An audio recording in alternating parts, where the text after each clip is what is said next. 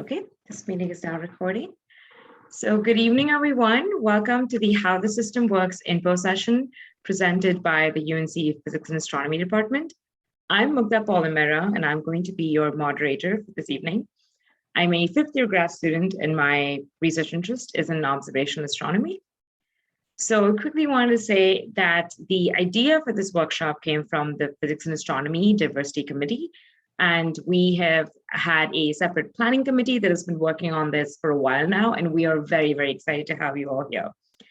So through this workshop, we're hoping to demystify being a STEM and specifically a physics major, and as well as give you some tips on what could be helpful for your time as an undergrad here, and some ideas of what you can do in the future with a physics undergraduate degree. So as I said before, this session will be recorded and we will share that recording within the next few days, along with all the slides. And we do have 30 minutes at the end dedicated for questions, but if you do have any during the talk, go ahead and put them in the chat and we will definitely answer them at the end of the session. So, all right, let's begin. First up, we have Shreya advocating that STEM and physics is for all. All right, hello everyone. I'm Shreya. I'm a junior studying astrophysics and math. So yes, STEM and physics are for all. And what this workshop will go over, like many of the opportunities which are available in the Physics and Astronomy department at UNC. But in order to get maximal enjoyment from these opportunities, it's important to know that finding physics hard is not a bad thing.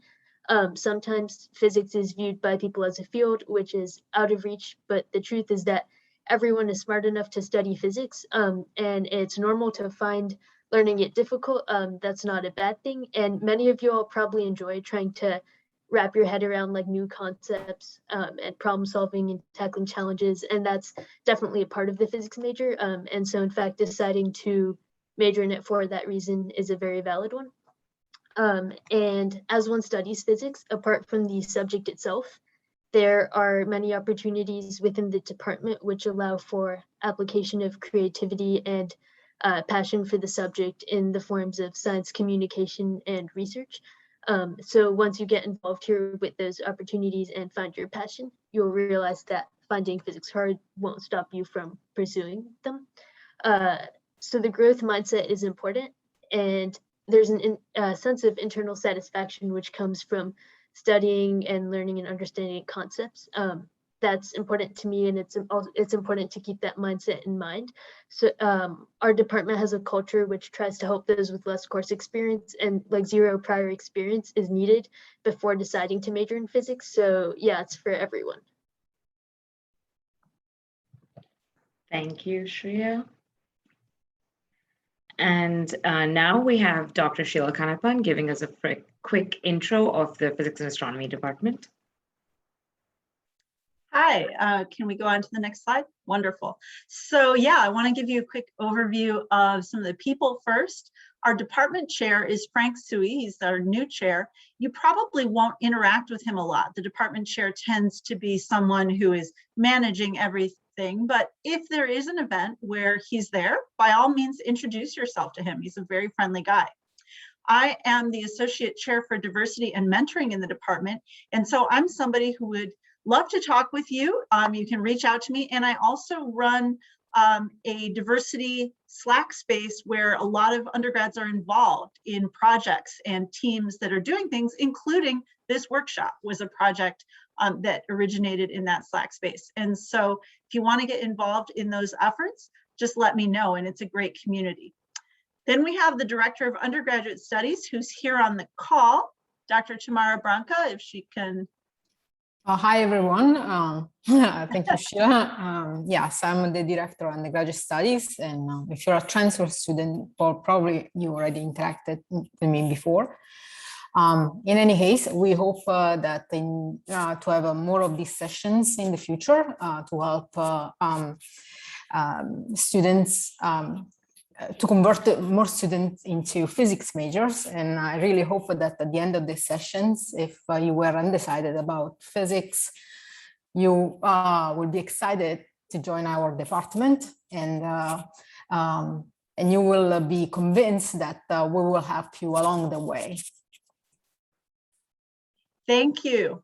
And Dr. Branca is sort of in charge of a team of people who can be supportive of you. One of those is Associate Director of Undergraduate Studies, Dr. Weinberg-Wolf, who's also on the call. Hi, everybody. I'll talk to you a little bit later about advising and some of the stuff that I work on. And my last name is a mouthful, so just call me Dr. W.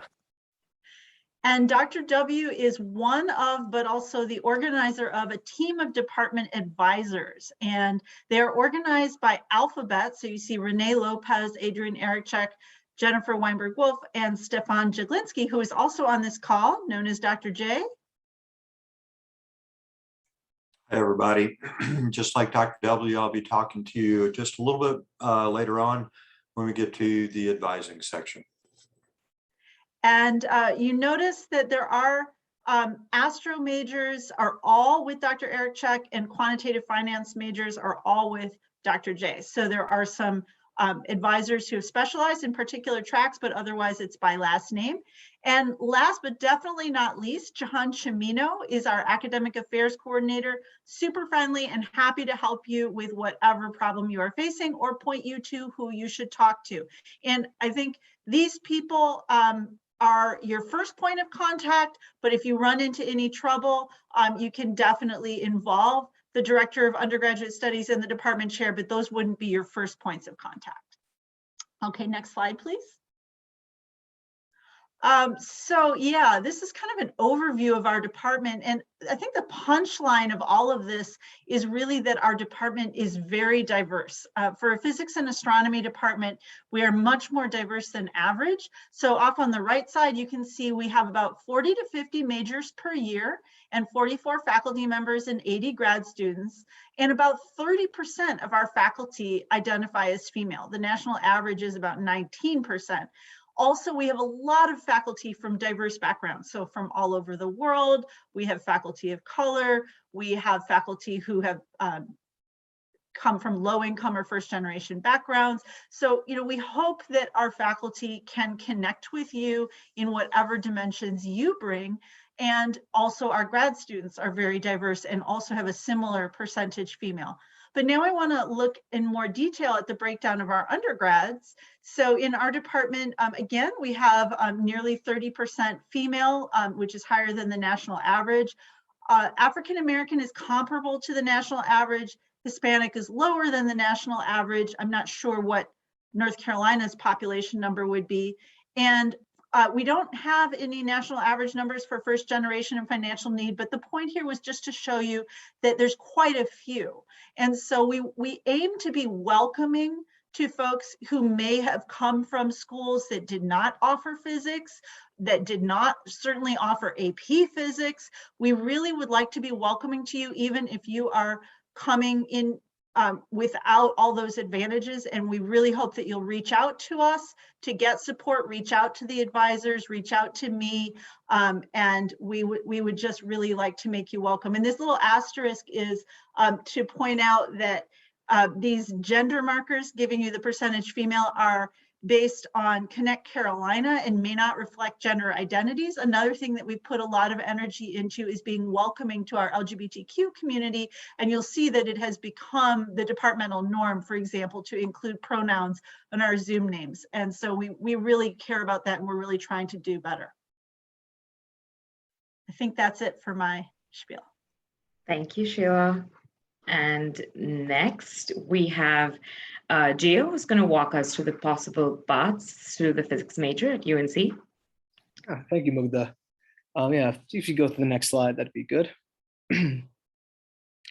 But yeah, so possible paths through the physics major. So just as being said before, you may start in 118, you may place into 119, you may have AP credit putting you into math 232 or 3, or you may just be rolling into 231 or taking pre-calculus, wherever it is. You start somewhere, and then once you get to the places where you have the prerequisites all settled, you start in Phys 118 and going in math 222, if I'm not mistaken, as a co-requisite. So the big question here is, how do you choose? Well, there are a lot of major options and even some different advisors that you have to go about them. So how do you choose? And lucky for us, we have a great infographic for you to see. Put together by Izzy, if I'm not mistaken, the previous. Oh, and I also just realized I didn't introduce myself properly. I was going into the flow of it too much. But I'm Gio, or Giovanni. I'm the president of the Society of Physics Students, as you'll hear a little bit more about later. But yeah, is there a way to close that side panel? There's that button next to sign in, the question mark. Left to the question mark, there should be one more, a little bit to the right. Oh yeah, thank you. Yeah, that's just always gets me. But yeah, so choosing your major path, so we can just kind of scroll down with it. So question 1, you like to problem solve, you want to know how the universe works, you want to do research? Yes? Well then yes, you should major in physics. That's kind of what we prepare you to do. You know, problem solving is, you know, when whether you decide to go into research in physics or into any other sort of field, one of the greatest things that you can ever tell an interviewer is that you're great at problem solving, that you have great fascination for the universe, and that because of that, you're a very creative individual and looking to find very unique solutions to things. So in general, if you're interested in any of those 3 things, yes, go for the major. If you don't necessarily like the major and you prefer to do a little bit of other stuff, say, oh, I think physics is cool, but you know, I'm really a chemist, or you know, I'm a chemist, but I want to get some physics into me so I can understand nuclear stuff, or I'm a biologist but interested in going into some sort of biophysics, I guess is the term, then perhaps, well, there's a BA for that now to note, but perhaps a minor would be a bit better as a kind of something to add into it. Second question is, well, do you want this to be your career or not? And do you want research in physics to be your career? If it's the case of research, yes, and you want to become a physicist or an astronomer, then the BS is your best shot at it, especially if you're trying to go to graduate school. It has all the courses you need for just about every US institution I can think off the top of my head, plus, you know, maybe a couple extra, like sometimes I know we do a couple extra labs like electronics for astrophysics students. That is not necessarily the case for all astronomy people, but you know that if you do the BS, you'll have enough stuff to cover your requirements for graduate schools. If it's not necessarily, well, you can do the BA and combine it with some other major. Again, as I said, there's a biophysics BA. If you're interested in chemistry and want to do some nuclear chemistry, adding some physics won't hurt.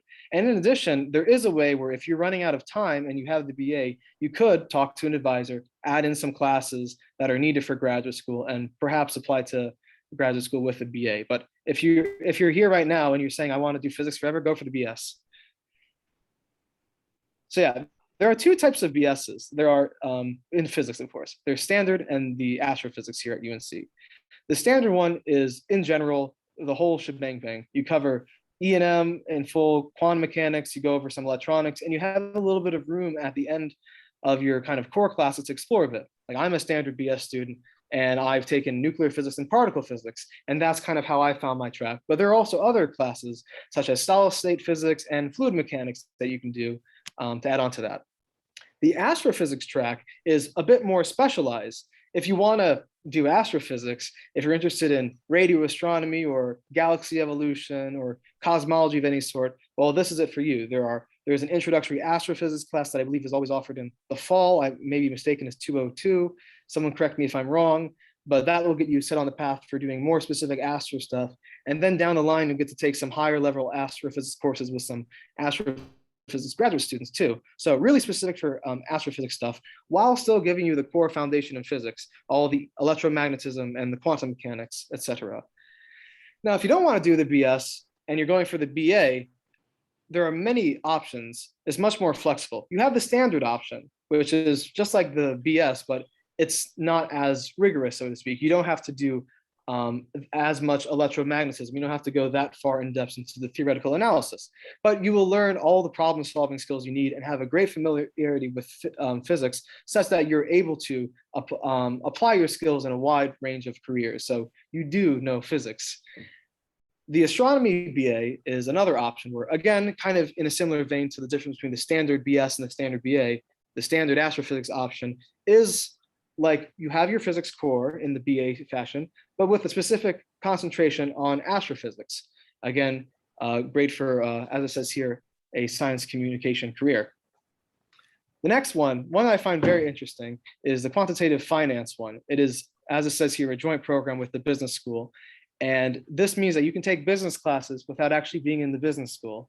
So oddly enough, quantitative finance, I think ever since the 90s, they like to blame that, I think the crash of the housing market in 08 on the quantitative finance people, but I'm not sure if that's true or not. But if you want to be working on Wall Street and in playing in that game, banking, quantitative finance may be the way for you. So you utilize your skills that you learned in physics, mainly problem solving and applying things to, looking at data and trying to find general trends. Again, problem solving in a very creative fashion. You apply that specifically to the most, one of the most complex problems in the world, the US economy or the world economy, and then you're set on your way to conquering Wall Street, hopefully. Afterwards, we have the medical and biological physics path. If you're interested in going to med school and you want to stand out in your application and apply for physics, well, there you go. You can apply for physics, but still have this kind of biological medical background where you can say that, all right, I'm applying myself in my field of interest. I'm a pre-med, I want to go into biophysics or med physics, or you may not necessarily be pre-med, but you want to go into some sort of medical imaging per se that necessitates a degree in physics. Well, this may be a good path for you. And finally, or not finally, this is a second finally, there are a lot of these BAs here. Computational physics. This is a new one, if I'm not mistaken. This is pretty much an intersection between comp sci and physics. So in the same vein of how you may hear the buzz term of quantum computing, or, oh, I'm doing physics, but I'm a computational physicist, meaning I'm not a theoretical physicist making up the equations. I'm not an experimental physicist in the lab. I'm running simulations and trying to study physics via computer. Well, then this is just right down the path for you. There are many computational methods for solving physics problems, and this BA would focus on the courses required for that. And now finally, we have the energy BA. So this path is mostly interested, will probably interest people who are interested in going into environmental sciences the most. So people who are interested in, well, how do we take the infrastructure that we have right now and make it more sustainable? You know, a big problem is, well, we can't just turn everything into electric cars and electric vehicles. We have to figure out, well, we have millions of buses and they all need power. So how can we transform this into a more sustainable thing in a realistic fashion? So utilizing the skills you learn in physics, other interests from sciences such as chemistry and environmental sciences, the energy physics BA may be a good option for some of you looking to go into sustainability research. That is all for the infographic. But to conclude, our department, as you can see, has a lot of options for people. We are not singular in the sense that we are physicists. We do our nuclear, our condensed matter, our astro. We are much more fluid in terms of our undergraduate options that are designed to cater for the diverse interests of all undergraduates. So, and again, if you're not a traditional student, if you're a transfer student, if you're double majoring, and let's say you're a BA physics student, and down the line you say, oh, gosh, I just started doing research and I never want to stop doing it. Well, you can still talk to your advisor and your plan can be rather mutable. You'll still be written down as whatever major you have, but perhaps you can add more courses to better represent your interests and better help you get into the field that you want to. So long story short, we got a lot of options, and don't be afraid to ask your advisors on how you can get the best plan to fit your career the best. Thank you. Thank you, Gio, for that really detailed and awesome explanation. Also, we have Angel here, who is a transfer student in our department. Angel, can we have you just address what it was like to be a transfer student and what options other transfer students may have? Hello, my name is Miguel Angel, but my friends call me Angel, and I go by he, him. And I was a transfer student. It's my second year at UNC, and I still plan for another year afterwards so I can finish my physics BS. And actually, like, transferring to UNC was a massive culture shock because there are so many more resources available to undergraduate students. And I cannot emphasize how much they have benefited me and to any other transfer students that are out here. I highly recommend going to resources like office hours, checking in with advisors, and specifically in the physics department. So I've been many people that have reached out to me to just offer advice or just answer my questions in general. What I would highly recommend as a transfer student is to establish communication with not just your department advisor, but the actual advisor that connected you to UNC as a transfer student, if that makes sense. Because a lot of the credits that translate only translate to UNC if they're in a complete associate's degree in science. And establishing all of that was very tricky to me because I did not know any other transfer students in physics. They were all going to the humanities.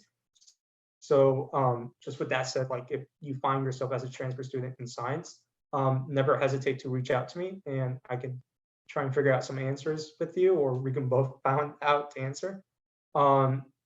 And actually establish a roadmap in the future. I have a spreadsheet, for example, which has helped me plan out what the next year and the next 2 years are going to look like for me, and have that checked with an advisor. And definitely do not hesitate to reach out to any of the other physics students. And of course, with COVID, it was very difficult for me to meet other physics majors and like establish like friendships.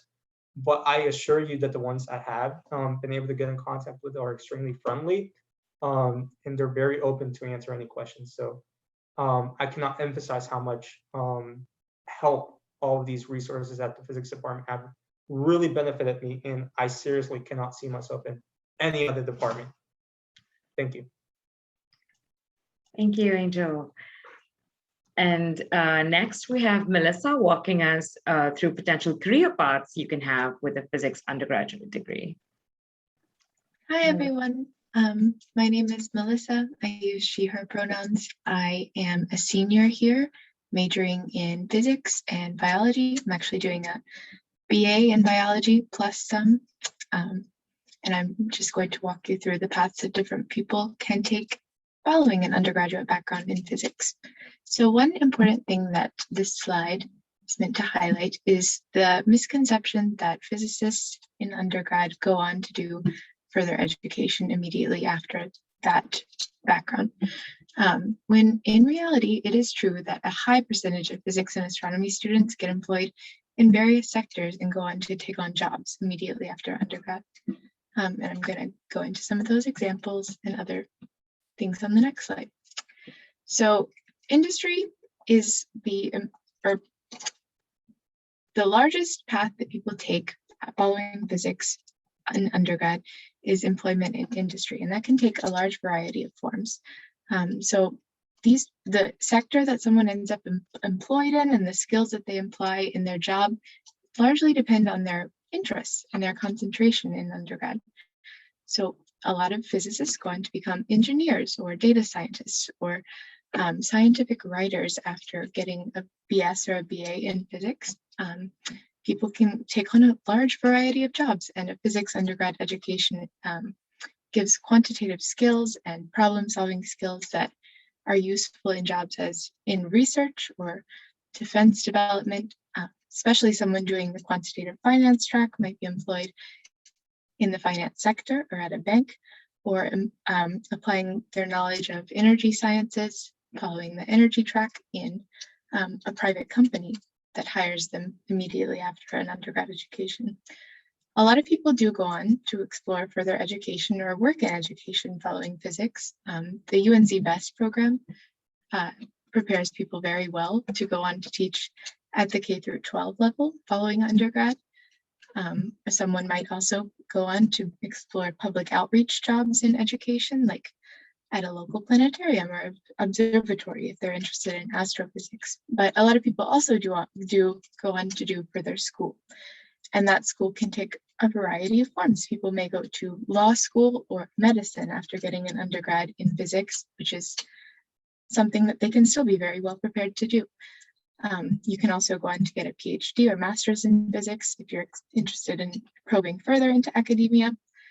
But these take on, or further education can take you a variety of different places too. People can be employed by the government at places like NASA or national labs, or can do research with the US military following an undergrad education in physics, although people exploring this part of the job market with a PhD might have different options. And that's something people do as well. People also may go on to explore medicine, a med school education, or you can be very well prepared to take the MCAT and go on to get a medical degree after a physics undergrad, or you can also be very well prepared to be a lab technician at a medical facility. So if you're interested in learning more, there's a lot of resources listed here. And you can just learn more about careers in physics, follow in physics. I just want to add that medical physics is a career that even has faculty in it. So it's not just lab technicians, it's got a wide range of opportunities. Thank you, Melissa. And now we have Madison, Dr. Kanapan, and Shreya talking about undergraduate research. So pass the baton to them. Hey everyone, my name's Madison. I use she, her pronouns. I'm a senior majoring in astrophysics BS and computer science BA. And I'm going to talk a little bit about what kinds of research is available for undergrads. So there's a variety of opportunities that are included under the term research that we might not think of when we first think of research. Even here at UNC, there's a variety of types of research and ways to get involved. At UNC, you can do research for course credit. There's a class where you sign up with a professor and together you lay out a project for the semester. And depending on the department and professor, sometimes you write a paper or have some sort of final product. For the physics major, you complete at least one semester of credit research. And you can do this multiple times. So you can take the same credited class each semester, as many semesters as you would like to, which is very different from other classes. A big draw to doing course credited research is the ability to complete an honors or a senior thesis or an honors thesis. This is basically a big research paper that you work towards during the last year, and if not longer. I started doing my research for my senior thesis over the summer. It's a very rewarding experience, and it's a good experience to have if you're thinking about graduate school. And it really gives you an opportunity to deep dive into your research. Another way to get involved is being hired by the lab, either through work study or otherwise. Some labs can't pay undergrads, so the work is voluntary, but there are resources available that can fund your research. Like I mentioned before, work study is an option. Alternatively, the lab might have grant money available to pay you, or there are some grants that are available for undergrads to apply to, such as the NC Space Grant. I was awarded an NC Space Grant for this year, so if you have any questions about the process or the grant writing process as an undergrad, I would love to talk to you about it. But there are a lot of options available if your lab PI doesn't have money allocated for undergrads. During the summer, there's a lot of opportunities to expand the research that you do. If you stay with your lab during the summer, this is a great time to get a lot of work done. I was able to finish about 75% of the work I'm doing towards my paper, and I started maybe a few weeks before the summer started. I just want to throw out before you go on, Madison, that the SURF and NC Space Grant deadlines are very early. Typically, I believe early February or possibly even late January. And so you want to start reaching out to professors about possibly writing an application together with them quite early so that you can get those applications in and win one of those grants for the summer. Yep. And so on that vein, there's a lot of research programs available that will stipend your research. Sheila just mentioned SURF. SURF stands for the Summer Undergraduate Research Funding. It's a fairly large research grant for completing summer research. And if you're interested in doing research at UNC during the summer or have an interest in grad school at all, I suggest you look up Summer Undergraduate Pipeline, SUP or SUP. A bunch of different programs come together under this one summer experience, and SURF is included under that. Each program has slightly different requirements, but overall they're fairly similar. You do summer research and you get stipend for it. So you have to check out the details of them because some of them come from the same pool of money, so you can't receive multiple of those awards. You just have to look at which ones are best suited for you. And like I quickly mentioned before, there are a lot of non-UNC affiliated grants funding, such as the NC Space Grant, that is also available. Now to like just pure grant stuff. ERIRA is an awesome summer experience. It stands for Educational Research in Radio Astronomy, and it's with Dr. Reichart and a few other professors from other universities.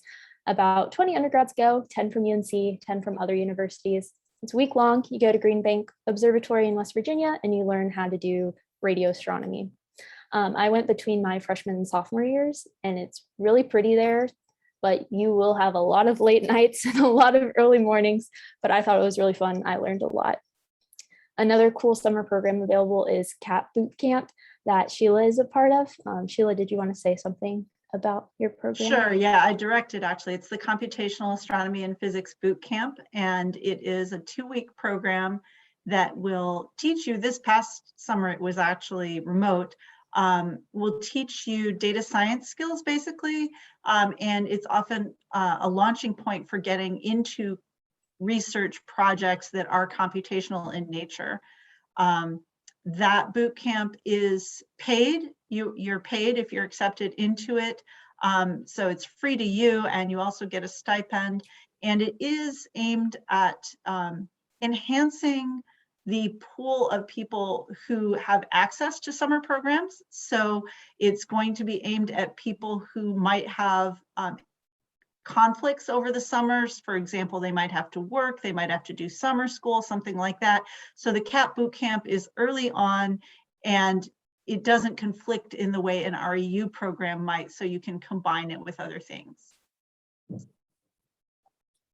And that's a great segue into REUs, which I was going to talk about next.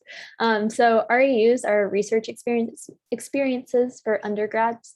They're summer experiences where you go to another university and participate in some kind of research that's not available at your university. So for us, not available at UNC. I haven't personally done an REU, but they're great opportunities to explore other research fields and other universities, how they run their departments, and kind of get your foot in the door if you're thinking about that school for graduate school or that field of physics beyond UNC. They are NSF funded, so they pay for your housing, your travel, and you do receive a stipend as well. There are a number of other similar research opportunities available, like DOE SULI internships or the Department of Energy summer undergrad lab internships. Again, paid experiences to do research over the summer. And there's a link on the slide that will take you to many, many, many more programs with varying fields of physics involved. As we go into the public sector, NIST and NASA are cool places you can intern with. Last summer, I interned with NASA in Code 660, which is the Exoplanet and Stellar Astrophysics Lab. Wow, I'm stumbling over all my words. I learned a lot of new things that I was able to bring with me back to UNC and apply to my current research that I do now. I was fully remote, so I sadly didn't get to go into NASA, but it's okay. Their internship program, you go to a lot of workshops and presentations. You learn a lot about what's going on at NASA beyond your department and the project that you're working on. I had no experience in the project that I was working on, but I was very interested in doing it. So don't be discouraged if you think you don't know anything. You have something to offer, even if it's just you want to learn how to do it. Also, research doesn't just have to be academic. In industry, there's a lot of research going on that's tangentially related to physics or uses the skills we learn as physics majors. I was offered an internship a couple weeks ago looking at determining what factors most impact the sustainability and yields for farmers. It's a data science position, so using critical thinking and data analytics skills you learn as physics majors, but it's not necessarily a physics position. So personally, my comp sci background would be good for data visualization, but the coding skills that we learn along the way as physics majors are very valuable in the eyes of employers and will continually be so as the years go on. And I think this is just one really cool example of non-physics setting using your physics skills. Like I mentioned before, if you think you don't know anything yet, you know something that is valuable for being in a lab. You don't need any prior experiences to talk to a professor about what they do for research and show that you're interested. You might not be able to jump right into the exact thing you want to learn or the exact project you want to do yet. You got to kind of learn how to do it first. But you can gain very valuable experiences just by being in a lab. So you want to add something? Yeah, I just wanted to elaborate on Madison's point about the wonderful internship she got offered. Congratulations, which is illustrating the difference between computational science and computer science. So since y'all are new to the university, you may not have totally processed the distinction. Computer science is what you would do if you do a computer science degree. And it's often very abstract. Sometimes in computer science classes, you literally don't even program. Computational science, or what I referred to as data science, which is computational science plus statistics applied to practical problems, is generally much more research focused and often involves state-of-the-art algorithms and can be very exciting, and that is a growth area in jobs. The last little bit I wanted to talk about is my experience in research at UNC. So I joined the lab that I'm working in now in January of 2020. So right at the start of my second semester of my sophomore year. I had taken my first Astro class and I was only taking 2 comp sci classes, but I was still hired to do some computer science work. That was a little bit of just grunt work. It was work that needed to be done. It was a very time-consuming project that no one on the team really had time to do. So I was given the task to do it. But it got me into research and experiencing what research is like. I work with Dr. Andrew Mann in the Young Worlds Lab, and our group primarily focuses on young stars and exoplanets. And so what I'm doing right now is characterizing a system, a young system in particular. So I'm trying to determine the age of the system, what stellar group the host star is part of, the size of the planet's orbit, things of that nature. And I think what I work on is pretty cool personally. And like I said, I had no prior experience before joining the lab. I had very little course instruction on the projects that I was working on, but I kind of picked up stuff along the way. I learned a lot while being in lab. You just kind of absorb things as well from lab meetings and just hearing discussions other people are having. So yeah, overall, lots of opportunities to get involved in research. And I highly recommend participating in research if you are able to.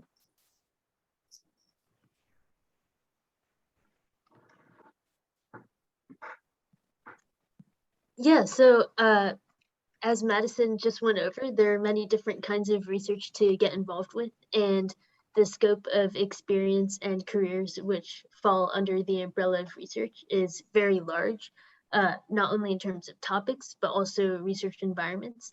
And this word bubble in the center indicates a few of the research topics in which undergrads within the major are engaged with. And this isn't a comprehensive list, it's just some topics which came out of an anonymous survey from the department.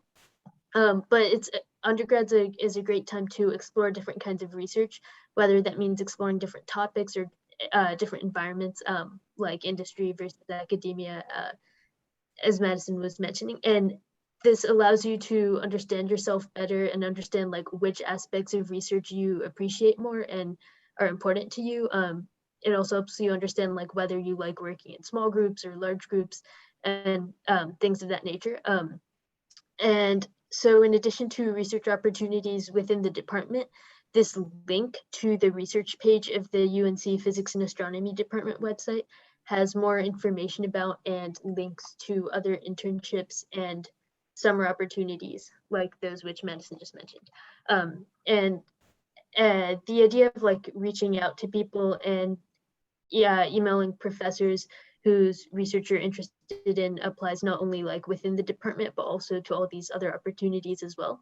And if you're unsure whether or not you want to major in physics, getting involved with physics research may be like a great way to find out. And I know that I'm really grateful for my research mentors at UNC because I've discovered that it's a process I really enjoy. And then these quotes on the slide are also from an anonymous department survey, just highlighting undergrads' like perspectives about research at UNC. Thank you, Madison, Dr. Kadappan, and Shreya.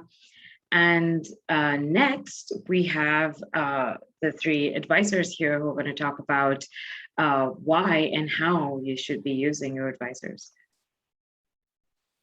All right. Well, sometimes it gets really confusing because there's just so many different people and different hoops that you sometimes have to jump through. And so we want to try to explain a little bit. A lot of us have this title somehow of advisor. So first of all, there are people in academic advising. These are university officials. They're located in the Steele building outside the physics department, and you can meet with them online or in person. They have drop-in hours, and you can make appointments. These are people that you need to meet with at different points during your college career. Starting off, you probably all met somebody there to figure out your first year classes, and you'll also need to check in before you can graduate. These are the people who can go and help you declare your major, make changes to your major, add a minor, switch that around, move up from the BA to the BS, and change that. Whatever it is that needs to happen officially with Connect Carolina. These are also people who can help you with overloads and underloads, and they know all of the ins and outs of the general education curriculum and requirements there. But these are people that are working for the entire university and all of the undergrads. They may focus in STEM, but they are not physics faculty. They do not know the same details of the ins and outs of our department, the specifics of any of our individual classes, or the incredible things that you can get always from a physics degree. So within the physics department, because we are a smaller STEM department, we have faculty members who are departmental advisors. Now, what you will find, and maybe shocking at times, is once you're a declared major, there will be a hold on your account before you can register. This is to make sure that you come in and talk to a departmental advisor, somebody who's going to check with you and make sure that the classes you're planning make sense and are available that semester to take. Many of our classes have many prereqs for them, and they're not offered every year. So if you miss a prereq, that may postpone your ability to take a later class and then keep you from progressing along your degree path. So you come in and you talk to us, and we can have suggestions about other classes that might be of interest and things like that. But that's not the only thing that we're happy to talk to you about. Okay, so the advisors within the department, you can discuss summer plans, you can talk about finding research opportunities, what your future goals are, and which classes make the most sense to get to your future goals, and then any other issues that may come up that you have within classes or in the department. Finally, if you're doing research, you're also going to be working one-on-one or with a couple of people, depending on the size of the group, with a research advisor. This is someone that you're going to interact at a very different level. They're not checking off to make sure that your classes are available because they're advising your actual research project and supervising a research course. But there are also physics faculty members who can give wonderful advice about all of the things that I've already listed. So what you'll find is that there are some faculty who are both departmental and research advisors. And Sheila was gonna give a little extra perspective on that. I can jump in here. I just want to say that your research advisors are most likely to end up writing letters of recommendation for you when you get to the end of your four-year journey. And so it is really worth your while to get to know them well. Start getting involved with research early and make sure you're not only working with another graduate student. It's wonderful to work with another graduate student. I strongly suggest that undergrads work with graduate students, but you should also be getting to know the professor who's the head of that group so that they can write you a strong letter. And they, often see the whole picture of everything that you want to do in a way that the other advisors might not. So you can turn to them for broader advice on life choices. And the last thing that I want to mention is, in addition to the knowledge that we can talk to you about career planning and things like that, many of us within the department have taken a variety of trainings to allow us to help better support our students across the board of from mental health to advocacy and creating safe spaces and supporting being allies. So those different trainings are listed on our community page. You may be interested in looking at this to know, because it's not just the advisors, but it's also many, many faculty and grad students within the department who you will interact with in courses and know how much we care about our students and what we can do to help support you. Next slide, please. So just to reiterate, here are lots of faces of people who are here to help support, guide, and ask lots of questions of. One of the things we want to highlight is not only are these advisors working to make sure the course progression makes sense and you are reaching whatever goals that you have set, but a lot of people come with other experiences. And so now I'm going to turn the floor over directly to Dr. J, who brings a wealth of knowledge from outside of academia. Hey everybody, so just to reiterate, I'm also the advisor for the quantitative finance students. We have a fairly large cohort of those within the department, a little bit of an unusual study field, but if you're interested in that, please contact me so that we can talk more about it. As mentioned, I think by Gio earlier, it's one of the only ways for a student at UNC to actually take business classes over at Keenan Flagler without actually being a business major. Also, as Dr. W mentioned, I don't have an academic background. I had a 30-year career in the private sector, doing STEM work, a variety of different things, aerospace industry, product development, and I would be more than willing to talk to you just about topics involved, about the job market, how to try to approach it. Questions like, I like to call it the grass is always greener questions. Should you go into academia or should you go into the private sector? I love talking about this stuff, and I have a lot of thoughts about it, and I'd like to get your thoughts about it as well. So please feel free to talk to me about that anytime. I'm open to talking to any students. I'm supposed to talk to the Q through Z people here. I think maybe, is it Q through Z? I thought it was S through Z, but I'll go ahead and take those extra letters if you want to give them to me. At any rate, feel free to just drop in and chat with me at any time, either by Zoom or at my office when I'm on campus, and we'll have a nice chat about what your future may hold in terms of working in a STEM field. I also want to add that there's been an effort that began last year, which began in the diversity committee, but has now spun off and is now an official effort of its own to gather all of the alumni contacts who are not just in industry, but all kinds of non-academic careers. So K-12 education, patent law, you name it, whatever people are doing, science communication, and tracking down all those alumni, both the undergraduate and graduate level, has been a project of one of our faculty members, Dr. McNeil, and lots of helpers. And there are now being held events where you'll hear panel discussions of mostly alumni talking about their different career paths. And I also wanted to say, a lot of us have different backgrounds. For example, Dr. Lopez worked in industry for a while. Dr. Eric Check took a gap year. I took a couple of years to do Teach for America and taught in 9th grade.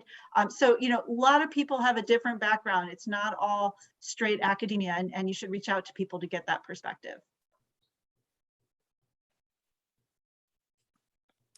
Next slide, please.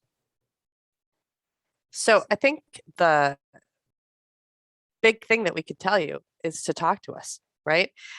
It's not just interacting in class. We do not want this experience to be to only see you on the Monday, Wednesday, Friday, 1 hour slot. Come ask questions, come knock on our doors, see what's up, see what our backgrounds are, talk to us, and break the habit of waiting until you just have to check a box for getting registration, right? We want to get to know you because our goal is to help you reach your goals. I think you'll find as you start talking to lots of people, if you go ask the opinion of a dozen people, you might get 13 different ideas from that. And so one really important thing to remember is if there's something you want to do and someone tells you you can't do it, keep asking, keep working at it, talk to other people and see if we can find a creative way to help you reach your goals. By doing so, you're going to build up a much larger network of mentors who are there to help support you and help you reach your goals. And Gio mentioned one example of that before, which is if you, for whatever reason, maybe because you're a transfer student, maybe because you started the major late, you end up having a BA degree, you can't complete the requirements for a BS degree, you can still go to graduate school. The point is you work with an advisor, make sure that the courses you're taking are at the BS level. So there's different levels of courses, BA level and BS level, and it matters less which degree you get. It matters more that the courses you take are at a preparation level that will get you to success in graduate school. So you want to really talk to someone who's going to support you to make whatever you want to do work. Another example is senior thesis. We have a really strict cutoff in GPA for senior thesis down to the 100th of a GPA point. But you know what, if you want to do a senior thesis and you've missed by 100th of a GPA point, find someone who will support you to do a senior project that will result in a publishable paper in an academic journal. That is what matters. If you have worked on publishable research, nobody's going to sweat the details of whether you actually earned an honors thesis from UNC. They're going to be so impressed that you did publishable research. All right, thank you so much to all our advisors. And now we have some tips about talking to professors and advisors and TAs from our grad students. Thank you, Mika. My name is Zach. I'm a fourth-year graduate student here at UNC, and I'm going to talk to you about why you should talk to your professors. There's several reasons. First of which is that physics tends to be pretty hard, and although that is the reason why many of us love physics, you're going to need some help from time to time. So if you meet with your professors, especially in office hours, one-on-one time, they can help you learn better, they can give you good study strategies, and overall they can help you get more out of your physics classes. Second of all, professors and advisors can serve as mentors. So among other things, that means that they can help you deal with non-course related issues, things like imposter syndrome, bias in STEM, and work-life balance. I would venture to say that most physicists at some point in their career have struggled with these kinds of issues, and so your professors and advisors can help you strategize how to deal with them, how to overcome those challenges. Professors and advisors also have valuable insights on career paths, so they can help you decide what classes you should take, what research opportunities you should pursue in order to get you on a career path that follows your goals and what you're interested in. Finally, I think Dr. Konopon mentioned this earlier, but building relationships with professors improves your chances for getting letters of recommendation, especially in the last couple of years of your tenure as a physics major. So when you're wanting to get RAUs and summer research opportunities, as well as when you're looking towards grad schools or employment after you graduate, professors and advisors can help you with all of that. I get the next slide, Milton. So what can you talk to your professors about? When you're in class, you can talk to your professors about the homework, about concepts of the physics that you're studying, about practice exams, returned exams, quizzes, any feedback you've gotten from the course. You can ask about how the class topics relate to broader applications, so a concept you're learning, how it applies to the real world, how it applies to physics research, and you can ask about study skills for the class. In terms of being a physics major, you can ask your professors and advisors about electives, what options you have in terms of careers after you graduate and your options for graduate school, as well as I just mentioned, issues of imposter syndrome, bias, work-life balance, things like that. And lastly, you can talk to your professors and advisors about research. So you can get advice and help about getting involved with research both at UNC as well as other institutions for summer programs. You can get information about active research within the department that you may have heard about online or something, how you can get involved with that. And you can just ask professors questions about their own fields of research. Most professors love talking about their research, so they'd be happy to answer any questions you have about it. Thank you, Zach. And if talking to your professors may seem too hard in the beginning, I think a good place to start is with your TAs or graduate students. So just an advantage of this is that TAs and graduate students generally have been undergrads more recently and are more likely to be closer to your age. So there will be a different kind of rapport that you'll be able to build with them. Also, they are technically early career academics, so they will also provide another diverse perspective apart from your entire network of mentors and advisors and professors. Another thing that has been very valuable to me is just advice from grad students on how to navigate departmental affairs, because they are also students, so they might have a different perspective of how to do that, and that can be really valuable. And as Dr. W mentioned, that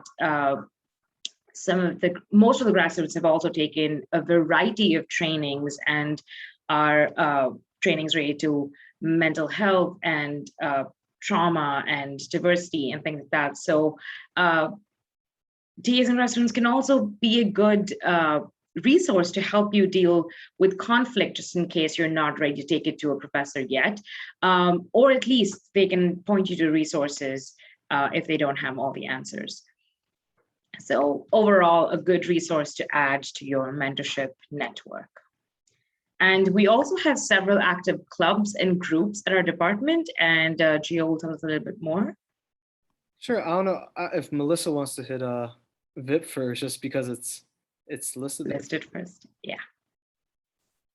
I don't think Melissa's in the room anymore, but so I don't think we have anyone from like VIP board here in the meeting room right now, but I can just briefly note that VIP stands for Visibility in Physics, and like the Society of Physics Students, which Gio will speak about, it is also like a student club / organization in the physics and astronomy department, and it's open to anyone interested in physics, and it's a very welcoming environment.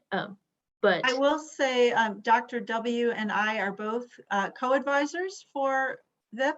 And so, and we are in the room, so I guess we can speak for the students to say that they are an amazing group of students, very energetic, all kinds of fun and supportive activities, such as research symposium, outreach activities, just getting together, all kinds of workshops. It's a really active group. Yeah, so that's VIP. And again, I'm Gio. So as I had mentioned before, and you probably deduced from my loquaciousness earlier, I am the president of the Society of Physics Students. So that's we're both, us and VIP have a lounge, well, from where I am over there in Phillips 245. So feel free to swing down there. But we're also a very energetic bunch of people. So we do weekly meetings. We plan to go to a conference every year. We have mixers, game nights. We bring faculty talks over. We plan events like, if Duke's going to allow undergrads back into Tunnel, I would like to have a tour of Tunnel because I do nuclear physics and I have the bias. Perhaps going to places like Eno State Park just to do a picnic. So we do some physics stuff together, but we also do a lot of social stuff together. In addition, we also inherently supply the resources for people to get study groups together. So we have our own Discord channel, and inherently the lounge there kind of serves as a means of a place where people can meet up to do work together. So if you're having trouble, making friends in 118 or 119, because most of them aren't physics students anyways, come to the Society of Physics Students. Our first meeting is on Wednesday, September the 1st at 3:30 p.m. And if you see that little link on the bottom there, bit.ly/UNCPhys, that could get you signed up for both VIP and SPS. If you're interested in VIP and SPS, you can sign up for both. We make sure to not overlap with our times or conflict with each other, and most of our members are in both organizations. Finally, I'll also announce, so SPS, we have a newly formed sub-organization that I started last year called the Physics Foundation Seminar, or PFS for short, if you can handle all the 3-letter acronyms. And what this is for is it is a student-taught, student-designed, student-led seminar series designed to supplement your physics education with things that are not necessarily paid attention to in the greatest of detail, not paid attention to, but cannot be hammered in or is not the point of the class. So to give an example, if you're in Phys 119 and you're using a lot of vector calculus and you've forgotten all of vector calculus because it's been a year since you've taken vector calculus, we have a series on vector calculus. You're in Phys 119, you're going to be focusing on the physics. You can't spend the entire lecture going over how to find dA. So that's what we're for. So we have a lecture series on the UNC website. If you go UNC undergraduate tab PFS, we have a large lecture archive there. We'll also be having our first PFS meeting this Tuesday at 5 p.m. I will be there helping with that presentation. We'll just be talking about physics problem solving skills. So I got a physics problem, how should I set up my way to solve it? But yeah, so sign up for that link there, bit.ly/UNCPhys. That'll get you onto the mailing list, and we'll send you I'll send you a link to get onto the Discord. And we may have pizza. Awesome, thank you, Gio. And now we have Zach Hall advertising a new mentoring program at our department. Hi, thanks, Mugda. Hi, everyone. My name is Zach, and I'm a physics graduate student here in our department. And as Mugda said, we have a new program called the Graduate to Undergraduate Mentoring Program.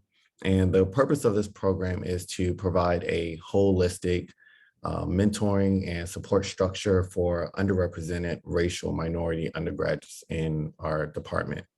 As you can see on the flyer there, some of the things that we focus on are small mentoring groups, as well as building community and providing a strong support network for our undergrads. So if you're interested in this program, the email address is here on the slide. It is grad2undergrad@gmail.com. And we are interested in recruiting around 1 to 2 more students for this mentoring year. And if you find that you're interested in the program much later, we'd be happy to talk to you about our following mentoring years as well. Thanks, Mugda. Awesome. Thank you, Zach. And this concludes our session. I just have up here contacts of students, graduate and undergraduate, who have volunteered to answer any questions that may come in their email. So if you have any questions that you'd like to follow up with, please contact any of us. We will put up the slides. You'll get the emails as soon as the slides of the recording are up. And with that, I would like to say thank you for everyone who attended. And now we'll be really happy to take any questions that we may have.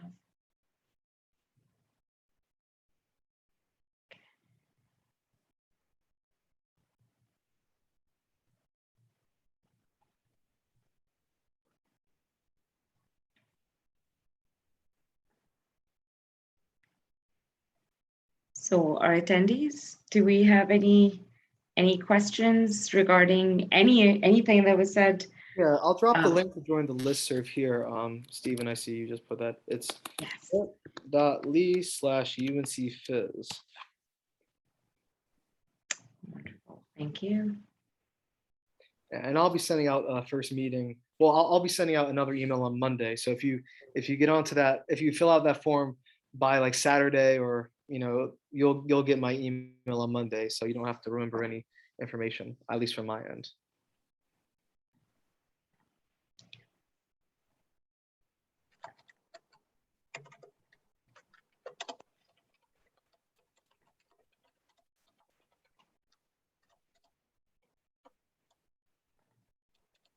Do we have any other questions? I just posted the join link for the Physics and Astronomy Diversity Slack space, which is where we have a lot of projects going on.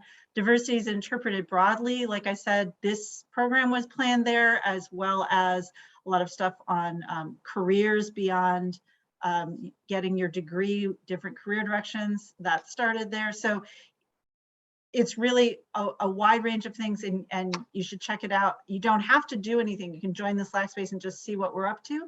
But if you get excited, you can join one of the projects. Thank you, Sheila.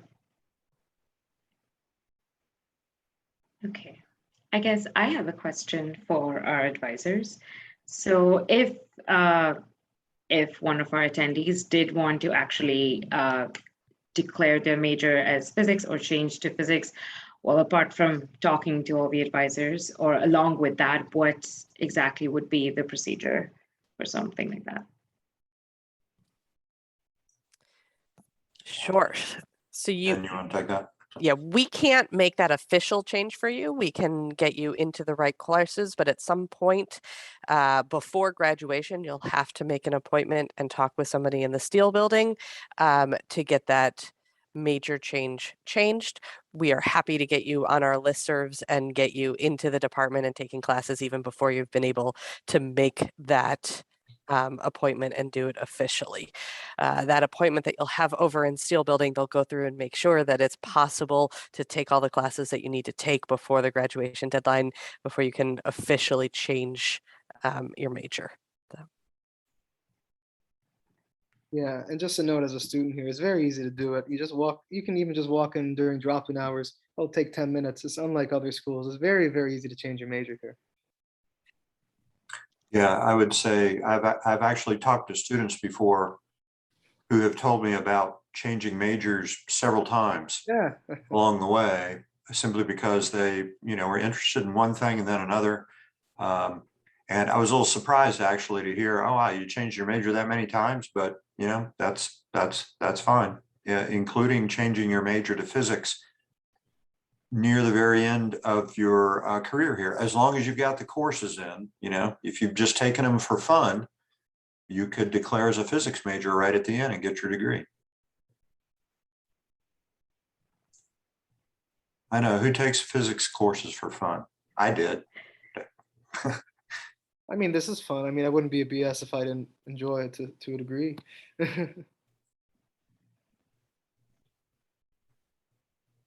awesome. Thank you. Do we have any other questions from anyone else? Or anyone else wanted to add something to their presentation, something that we think would be important for students to know?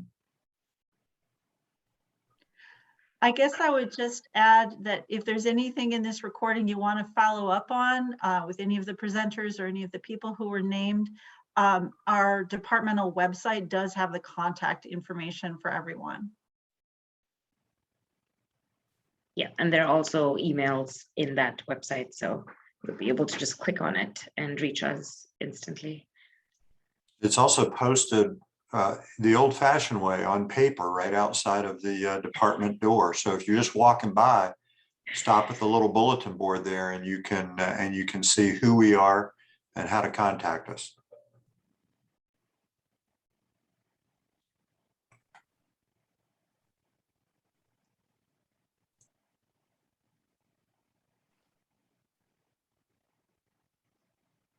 Okay, well, if that is it, then thank you everyone for attending. Thank you everyone who presented. And we hope to have a whole new faces and new names into our physics department now. Hopefully this has encouraged you to be part of our department. Thank you, everyone. Thanks, everyone.